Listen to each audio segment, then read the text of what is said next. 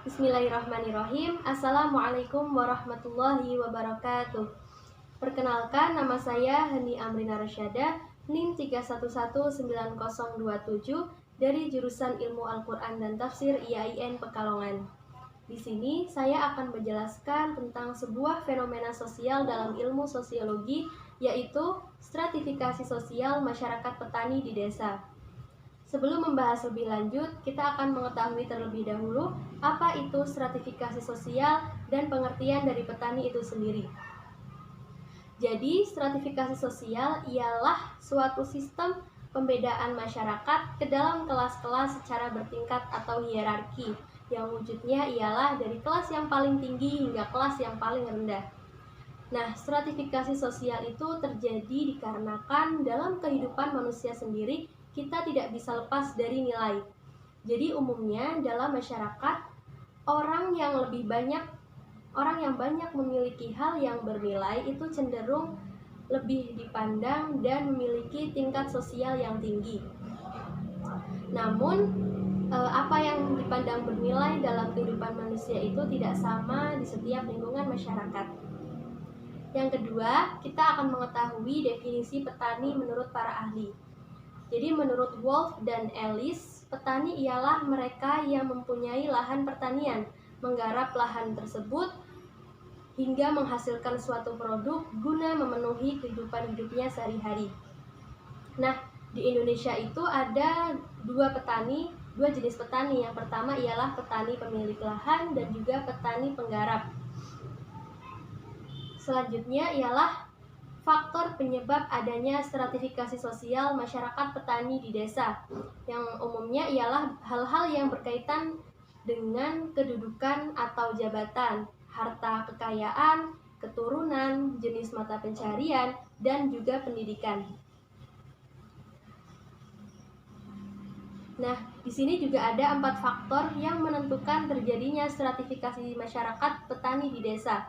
Di antaranya, yang pertama ialah luas pemilikan atau penguasaan tanah. Yang kedua, keterkaitan antara sektor pertanian dan industri. Nah, jadi apabila di sebuah desa tersebut terdapat sebuah industri atau lapangan pekerjaan, maka hal tersebut akan berpengaruh terhadap pola stratifikasi sosial masyarakat setempat. Yang terakhir ialah bentuk kepemilikan atau penguasaan tanah. Para petani di Jawa, karena pernah mengalami sistem penguasaan tanah di bawah kendali kerajaan, maka ada juga stratifikasi sosial yang tajam, tingkat kesejahteraannya rendah, sifat petaninya mudah diperintah, dan cenderung tidak memiliki motivasi untuk maju. Berbeda dengan para petani di luar Jawa, yang kepadatan penduduknya rendah dan penguasaan lahan yang umumnya luas, sehingga tidak menjadi dasar penentuan stratifikasi sosial seseorang.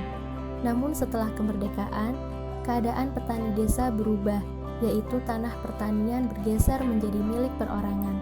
Namun hal tersebut belum mampu meningkatkan kehidupan masyarakat tani karena kepemilikan tanahnya rata-rata sempit.